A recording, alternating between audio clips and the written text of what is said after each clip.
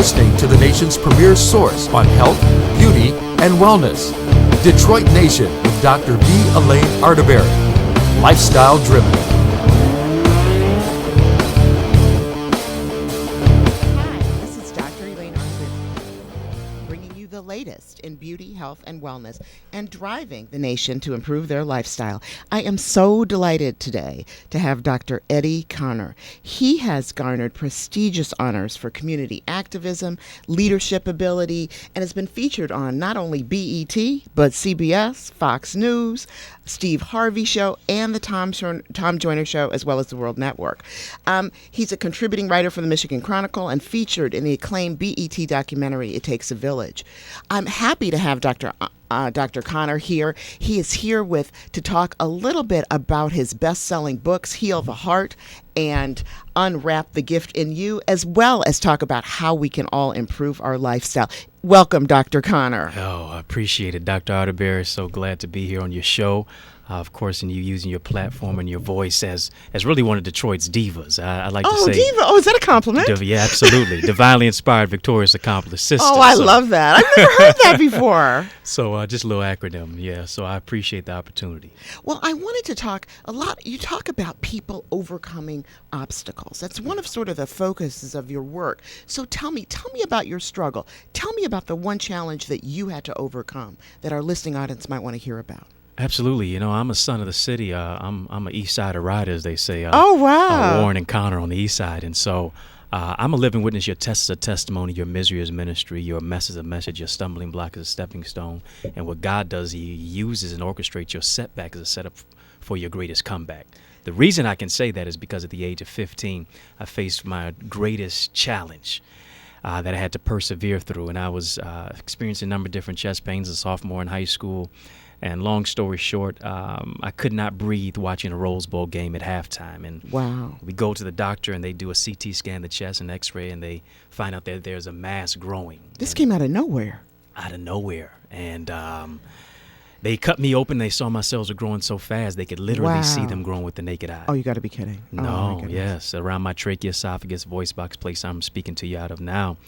And so they come back into the hospital and they let me know and said, you have a diagnosis. And I'm like, well, what could this be? They said, right, at 15, what 15, could it be? Yeah, right. Really? Young black male, why me? What was going on? And they say, you have NHL. And I said, NHL, for me, that means the Hockey League, right? National Hockey League. I'm right. getting ready to be youngest owner of a National Hockey League team, and I don't even like the sport. Right. He says, no, you have non-Hodgkin's lymphoma. Wow. And I know you're an oncologist, so you know what I know that exactly is. what that means. Absolutely. And the doctor says, doesn't even give me an opportunity to grasp the notion. He says, you have not one, not two, not three, but 4. Stage 4 cancer. Wow. At the age of 15. And I know that as I've gained more information, every second America, 2-3 people are diagnosed with cancer, 1 in every 1,000 teenagers. Right. I was that teen. Right. I asked, the doctor says, don't even ask why. I'm like, you're my physician. That's I'm your my first question. Why psychologist." me? Right. So growing up in a single parent divorce household, my own biological father never even visited me one day in the hospital. Oh, my goodness. People be with you on the mountaintop of success, but they scatter in your valley of struggle. Mm-hmm. So to have to not just go through, but grow through that chemotherapy, radiation, 5 days a week. At that age. Yes. When everybody else is out playing football and, right. Riding their bikes, you're going through this. This is unbelievable. Going through it. And chemotherapy and radiation, as I was saying, they don't have any camera. I mean, they can't watch us in here, but you see my hair today. I lost all my hair. Not just that, but also my self-confidence and self-esteem. But when it got to the place that I had to look at cancer and change my perception and perspective, the first 3 letters in cancer is can. You can overcome, you can survive.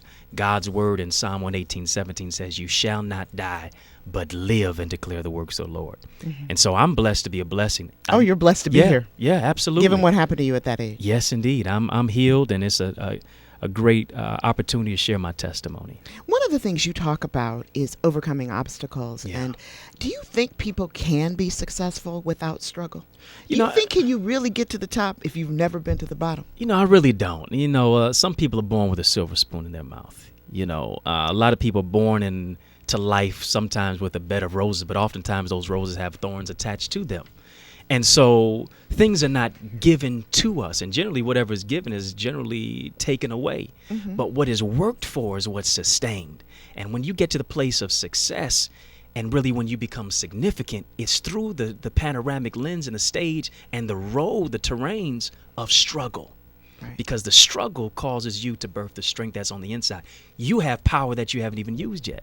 Right. But oftentimes the struggle magnifies the strength that you didn't realize and recognize that you had, because the situation hadn't set it up to where it now placed a magnifying glass on, this is what I have. My back is against the wall. My life seems to be going down the drain, and I have to live through dying places. One of the things I like that you tweeted yesterday was the plan for your life is greater than the pain. What does that mean? Absolutely. You know, the plan for your life is greater than the pain that you've experienced in life. And a lot of times we go negative on the negative rather than being positive in the negative situation, because life takes you almost to the edge of your mind, not to lose it, but to change it. Because when you change your mind in the situation, it causes you to transform the perplexing situation that you are facing. And so oftentimes we become cynical, we become reticent to move into the power of our purpose because of the pain that we have gone through, because somebody said we never overcome or be this or that and the other. But when you realize your purpose, there's an African proverb that says the two most important dates in your life are, number one, the day that you were born. I know we get happy about that. Yeah, I love that. We celebrate our birthday like it was a national holiday. Right, exactly. Some of us celebrate all month. Better than MLK Day. Right. But it's not so much the day that you were born, but it's secondly the day you realize why you were born. Because the why symbolizes the purpose and the plan that you have for your life that's God ordained. We're all pregnant with purpose, promise, possibility, and potential. Right. We have to give birth to it. I want to talk a little bit about your book, Unwrap the Gift in You, which sort of addresses this. It talks about helping people find their gift. I mean, people go through life, they go to work, they come home, they raise their kids, and never know why they're here. And to me, it leaves a little bit of an emptiness on the inside. So what does the book talk about? Yes, I wrote this Unwrap the Gift in You as a place to be able to shed the light. Everybody's a red box and a gold bowl, a gift to the world. Scripture says, with Paul, he says, stir up the gift. Proverbs says your gift will make room for you and bring you before great men. But one of the greatest painters of all time, Pablo Picasso, says the meaning of life is to find your gift. The purpose of life is to give your gift away. So our that's gift, beautiful. Is that your quote? I was going to ask you your favorite quote. Is that it? It's mine right now. That's one of mine. Right now. Say it again. I got to see it. Pablo Picasso says the meaning of life is to find your gift. The purpose of life is to give your gift away. Because your gift is not for you. It's to bless somebody through what you've been through. And that comes through the struggle that you persevere through. We all have a gift. We have to unwrap it. Sometimes we have to go into the negative and past that and dig deep into the resources and the recesses of our soul to pull out what has already been in us that we didn't recognize. And when we use it, when we stir it up, when we put our blood, sweat, and tears and hustle into it, and we strive in spite of what's going on, that's how we can give birth to that gift and bless the world with it. We'll be right back with Dr. Eddie Connor. We're going to switch gears now and talk about our drivers of change. Detroit Nation with Dr. V. Elaine Arterberry, driving the nation to health, beauty, and wellness. Drivers of Change, showcasing to the world the innovators from Detroit, Michigan, and the nation that are shaping the country. Our driver of change today is First Lady Michelle Obama. She's a huge Let's Move advocate. And with the help of Michelle Obama and her husband, President Obama, they signed a Hunger-Free Kids Act of 2010. And this will increase the access to kids to good quality meals in the school so the nutritional needs of our youngsters are met. They have both advocated strongly for passing of this bill, and it really allows more aggressive food and nutrition in the schools, and really is the response to obesity and hunger challenge in America's kids. This will allow America's kids to grow healthy, be healthy adults, and more kids will have access to balanced school lunches by increasing the number of students that are able to enroll in these school meal programs. And for that, they are today's driver of change. I'm back with Dr. Eddie Connor. Dr. Eddie Connor is an activist. He's a community leader. He's written 5 best-selling books, and he is here today to talk about his other book, Heal Your Heart, which is really about the women, right? Why are the women the only ones who get broken hearts? Don't men get a broken heart? We do, and I write about that as well in there. But one of the reasons I wrote Heal Your Heart, and just a semi-plug, I'm going to be talking more about Heal Your Heart at the Women's Expo, Empowerment Expo. Oh, that's coming up in August, right? Yes, it's coming up next Saturday, the 15th. I'll be doing a seminar called No Drama, and I'll be there with Jan Levan Zant. She's going to help to fix your life. Okay. And as well in one weekend, right? Right. And then also Wendy Williams. So, but Heal Your Heart is really about sometimes the brokenness that we experience in relationships. And really, relationships are not monolithic. It's not just one specific stone. You need love, but what is love if you don't know how to receive it or even express it? Right. What is communication if you don't know how to listen, but also be, receptive enough to hear what is being said and then communicate in that way? And so I wrote it as an ode to women to help them to realize their value, their gift, their purpose, loving themselves, knowing their worth, and seeing their value.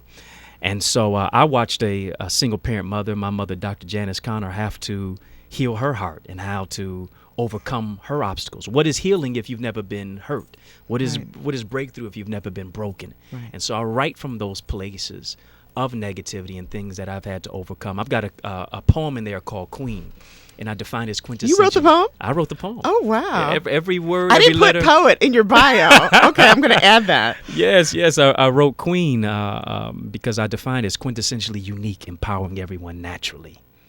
And I share that women have a queen that's on the inside of them, and they have to give birth to that. I got another chapter in there, cancel my subscription, I'm through with your issues. The fact of the matter is, life is simple math. If the people in your life aren't adding to it, you got to do some simple math and subtract them from your life, because they're going to either add to your purpose, multiply it, or they're going to divide you from your destiny and put you on a detour to destruction. And so sometimes it's not your time to date. Sometimes it's your time to wait.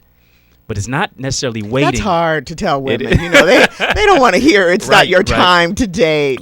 They don't want to hear it. Yeah. Yes, but you know what? It's not waiting as a person sitting at a bus stop. It's waiting as a waiter or waitress, because you're working on yourself. And serving. And that's when the right individual, the right man will find he that findeth a wife. Right. Findeth a good thing. That's right. Tell me about your Boys to Book mentorship program. How does that work? How can people get involved in that? That seemed really fascinating to me. Absolutely. And, I think Boys to Books that I've birthed is really near and dear to my heart, especially today marks the 1-year anniversary, the 1-year shooting death of Michael Brown in Ferguson, Missouri, at the hands of Darren Wilson. And, in 1 year, especially just even last month, there was 6 black women outside of Sandra Bland who were killed in police custody in jail. And so in 1 year's time, we've gone from hands up, don't shoot to comply or die. Right. And so one thing that I'm specifically empowering my young men with in the Boys to Books program is literacy, leadership, life skill development, but also them knowing what is going on in their world, being receptive, being cognizant, being aware of the racism and the brutality that is going on at the hands of many people who are sworn to protect and to serve. Because we're in a war zone, we're in a battle zone. And yes, we know there's also black on black crime, and black lives have to matter to black people too. And so with this program I birthed, it's an after-school program. It's been housed at University High School in Ferndale, many other schools around the Detroit metro area, to cause young men to recognize that there's a king on the inside of them and to pursue education, self-development. Yes, it's very important and keen. And so I worked with Hanson Clark on a resolution. I was working with him in Congress, and we developed a resolution, HR 721. It's all over the internet. You can check it out. President Obama used this resolution based on Boys to Books as an impetus to develop the My Brother's Keeper initiative, to provide black and Hispanic males with opportunity. They're building prisons based on 2nd and 3rd grade reading scores, based on the new Jim Crow, and based on what Dr. Jawanza Kunjufu talked about in the book Conspiracy to Destroy Black Boys. we have to push our young men not to prison but to Princeton, not to do 4 years in jail but to do 4 years at Cornell and Yale. My mother's in the studio today, and she's a librarian, and she reads everything. Yeah. And I strongly believe that it's this education, it's this reading, it's this enlightenment, it's spending that time alone reading that helps develop people's minds and helps them deal with the pressures of today's culture. Absolutely. You have to know what's going on, not just in your world, but in everybody's world. Yeah. I think that's fantastic. Absolutely. And so You did a documentary. Yeah, It takes yeah. a village to raise Detroit. Is that true? Are you inspired by all the things happening in the city? That's what Detroit Nation's about. We're about bringing health, wellness, community wellness, and I consider you an advocate for community wellness and health, beauty, and wellness to Detroit. Tell me about that documentary. Whoa, it was BET, yeah, really? BET, yeah, Oh, wow. right, Black Star That's Power. That's kind of fancy. It was really keen and significant, and really the Boys to Books program was highlighted as to what we're doing to change the paradigm and really show the positive spotlight And change the conversation. Yeah, Can we yeah. please change the conversation? Absolutely, to let our place the light and let our young men know that they're not liabilities but they're assets to their communities and will be to their universities. And so to be able to talk about the things that need to take place in our city, the opportunity that needs to be provided not just in Midtown and downtown but also in the neighborhoods. Oh, yeah. Because those are often being overlooked as well. And to provide our people with resources and opportunity, but also to establish not just the civil rights, but silver rights and financial empowerment, economic sustainability that must go on in our community. You know, we have a $1.3 trillion buying power that comes through our hands. Right. We would be the 16th richest nation in the world if we pulled all of our resources Even together. a part of it together. Yes, Exactly. absolutely. So rather than just buying Mercedes-Benz and red bottom heels and being G'd up from the feet up, hair whip, dip, fried, die, laid to the side, G'd up? we Ooh. have to begin to pull our resources together and use that to not just spend and be consumers, but to be investors. And we got to invest in ourselves. And we talked about this a little bit before the show. This emphasis on materialism Yes. in our society and all societies. How do you think that is hurting or helping people? Is it driving them to achieve more, or is it making them status conscious but not conscious of their lifestyles? What do you think's happening? Why are people so obsessed with materialism and I'll say luxury goods? Well, you know, one thing is that we've been as programmed by the media. We've been programmed based on placing our emphasis on what we have rather than who we are. And a lot of times people feel like they're second-class citizens if they can't afford a certain bag or a car or whatever. Or the maybe a case shoe. is. A shoe, right? But the real purpose that you have is based on what you can't see. And if you were to be stripped of all the money, the cars, who would you be? And a lot of people get lost when they lose things.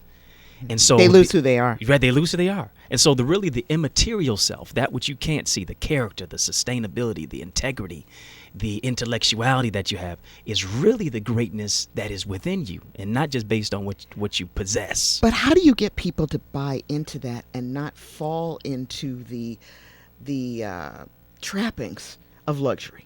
How do you get them to change? Well, you know, I think it's a mind shift that has to take place. It's one thing for you to have things, another thing for things to have you. Oh, I love that. Yeah. And so when you become controlled by what you possess, you never then begin to step into the reality of who you are because you're defining yourself based on what you have. So when you don't have it, you lose sense of who you are. Mm-hmm. And so when success is not just based on putting a line over the S or a line over the C to where it's dollars and cents, but it's really you recognizing that you have direction and common sense that is on the inside of you. You know, if I had $100 bill and I gave you $100 bill and I said, I'm going to give you this crisp $100 bill, but first I'm going to ball it up. Would you still want it?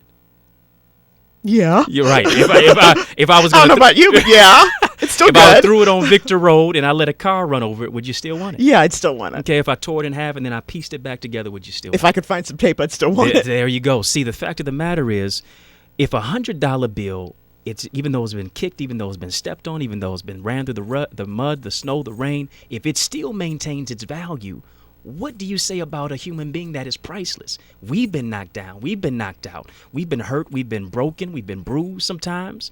But we still have our value because it's not contained in what we have. It's contained in who we are. If a $100 bill can maintain its value, you better believe that a human being, through the adversity that has gone through, it's exercised greater strength and value. My value grows because of what I've been through, not because of what has happened to me. That's wonderful. It's at this point in the show that we call it our lifestyle-driven moment. And this is what I'm going to ask you, although you've said so many pearls of wisdom, I'm going to pull out one more. What is the one thing that you want our listening audience to know that will help them improve their lifestyle, their self-worth? What is the one thing, and maybe it's something you do every day, that will help people that are listening today? One thing you have to recognize is nothing that is here in the earth is here just for naught or for no reason. You were born because you have a purpose. You have a gift. You have a destiny. You have something to contribute. I heard T.D. Jakes say it's not so much about you getting to the destination. It's what you're willing to let go of to get there. And a lot of times we have to let go of the negative. We have to let go of what has happened to us. We have to not be defined by what we've gone through. We have to be refined by it. We've gone through the fire, but we're coming out as pure gold. So recognize your purpose. Recognize that you have a gift. You have something to contribute. Go back to the drawing board. Analyze that goal. Analyze what is it that gives you that sense of purpose, that gives you that freedom that's on the inside of you. Free yourself from the vestiges of your past. Accept God's forgiveness. Forgive those who have hurt you, because you can't forgive. You can't live till you forgive. And then you also have to forgive yourself for allowing it to happen. Freedom is in forgiveness. Once you free yourself, I'm not bitter because of it. I'm better as a result of it. I think that's wonderful. One of the things you talk about a lot is icons, how we put people on pedestals, in particularly celebrities, and many of us do that, and certainly the kids certainly do it. What do you think it means to be an icon? I think a person who is an icon says that I can. And, we're in the studio. I see the engineer and the producers and everybody and your beautiful mother who's here. We're all African American. And, the last four letters in African and the last four letters American spells I can. Who told us what we can't do, what we can't be, what we can't overcome, what we can't become? There's a king and a queen on the end. There's a queen inside of you. There's a king inside of you. You come from kings and you come from queens. Martin, Medgar, Malcolm, Mandela, Dorothy Height, Rosa Parks. We stand on the shoulders of giants. And when we recognize that we can, that's when we become the icons. It's not Jeezy, Weezy, Yeezy, and Jay-Z. Oops. It ain't Beyonce. It ain't Rihanna. Are you sure? It's not. When you really get down to the grain of it, it's not just the celebrities, but those who are in our communities. We have to celebrate them because they've overcome obstacles. Totally agree. We're celebrating people we don't even know. Right. Instead of celebrating the person down the street. Absolutely. Who might have been an inspiration to someone or might have motivated someone to do differently. Those are real icons. Tell me what you want people to know that will help them turn their lives around. What has your experience done for people that you think they can take a piece of it and run with it? I'm just I'm a servant. I'm a servant leader, so to speak. And that is, Dr. Cornel West says, you can't save people if you won't serve them. You can't lead them if you don't love them. And so you recognizing and loving yourself and seeing your value and knowing your worth is very unique and significant. I'm a person who, I was at death's door at the age of 17. My own guidance counselor, keywords, guidance counselor, told me that I'd never go to college. I'd never go to community college. She told me just pick up a trade. These are serious words, real words. I mean, people say this to people. Yeah. It can ruin their lives. Right. And, a place where it could have ruined me, I use it as a route to get to my next destination. Say, I'm not going to go negative on the negative. If people are throwing stones at you, catch it and build something great. So from a person who was told I'd never go to college to now being a professor at a college. Person who was told I'd never go to college but graduating college 3 times and getting a PhD, but for her it stood for a player-hater degree. Mm-hmm. Using the negative positively. And if they tell you you can't do it, you got to recognize that I can do all things through Christ that strengthens me. Pick yourself up, dust yourself off, keep going. You tweeted a comment a couple of weeks ago about, and I'm kind of going back to the women thing because I'm still interested in this. You tweeted a comment a couple of weeks ago about no nation can rise higher than its women. Yeah. What did you mean by that? Well, I can't take onus to that. I've heard it used a number of different times. Yeah, okay. Yeah, and that is The reason a nation can't rise higher than its women, because you think about women are, in many cases, the backbone in our community, especially in our community, especially in the African American community.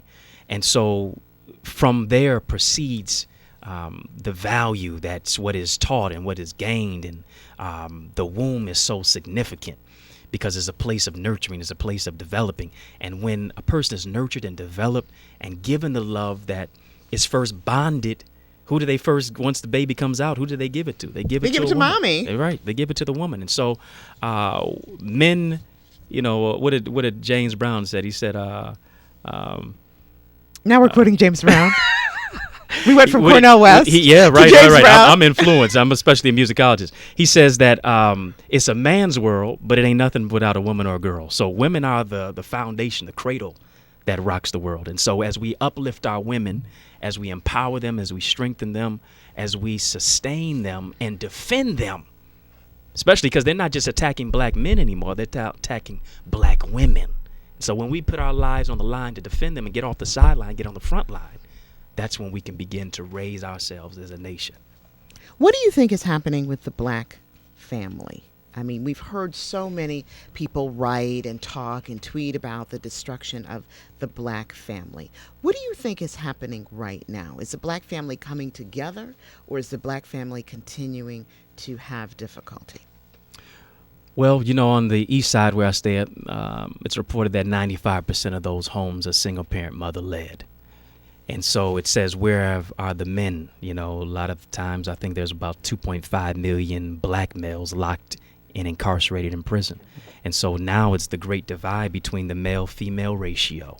Mm-hmm. Women are going to college and men are seemingly oftentimes going to prison based on oftentimes nonviolent offenses. Mm-hmm. And so there's an attack on the family. There's definitely a greater attack on the black family. The Bible says the house divided against itself cannot stand. So rather than unification, seemingly division.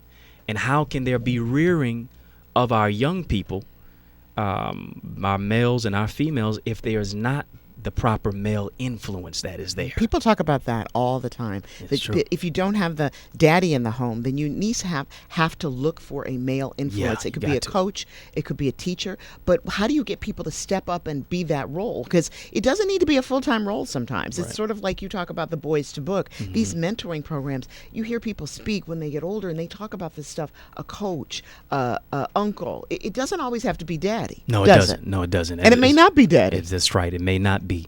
A surrogate, a mentor, somebody to step up. And so that's why I took an onus and a responsibility to do what I didn't get, to birth what was not necessarily placed inside of my life. And it's really a call to action for our community. It's really a call to action. We will win if we don't quit. We will win if we get united. Absolutely. Rather than divided. So, we just have to get on the front lines and say, you know what, I'm going to dedicate some time to an organization. I'm going to mentor the young man that's seemingly wayward on my block. Right, exactly. If you just take a block, if you just take a couple of houses, if you just take a specific sector and begin to step up. A lot of times, our young people are crying out through the negative because I want some attention. Right, it's attention-getting behavior. Attention-getting behavior. Absolutely. Do you recognize me? Do you see my value? Will you speak into my life? Well, I always think that's sort of why people are so possessed with material goods. Mm-hmm. It's because I want to be noticed. Absolutely. I want to be recognized. I want to feel important. Mm-hmm. All the things that adornment potentially. To fill a void, yeah. But it's not. It's filling an empty hole, and it's an empty vat. Sometimes it's never enough. Right. I am so delighted. What a fabulous interview, Dr. Connor. You are such a motivational person, and I wish you could be here in the audience and see what a light, what a halo is around this man's head. Thank you for joining us today. I want to let them know how they can get in contact me if I could do that. Oh, absolutely. The revolution will not be televised. It'll be digitized. Okay, now you're quoting him. My dad used to quote him. It won't be televised. It'll be digitized. I remixed it. And that is, go to my website. It's eddieconnor.com, EDDIECONNOR.com. Today I will be preaching at Jameson Temple, 11 a.m., 12530 off Mack and Connor, 12530. Meet me. Don't just meet me there. Beat me there. Bring somebody with you. I'll be speaking at the Women's Empowerment event. I'll be at Texas A&M next Thursday. If you know somebody who's going to be in Texas Commerce, let them know. Get me over to your church, your school, 313-469-1947. Again, EddieConnor.com. I really appreciate you, Dr. I thank you for being here today. Much. This is Detroit Nation. We are lifestyle driven, committed to driving you to the best in beauty, health, and wellness. Follow us on Twitter, Facebook, and Instagram at 313 Nation Radio. We will see you next week. Thank you for tuning in. And as always, achieve your personal best, then beat it. Detroit Nation with Dr. V. Elaine Arterberry. Driving the nation to health, beauty, and wellness. Lifestyle driven.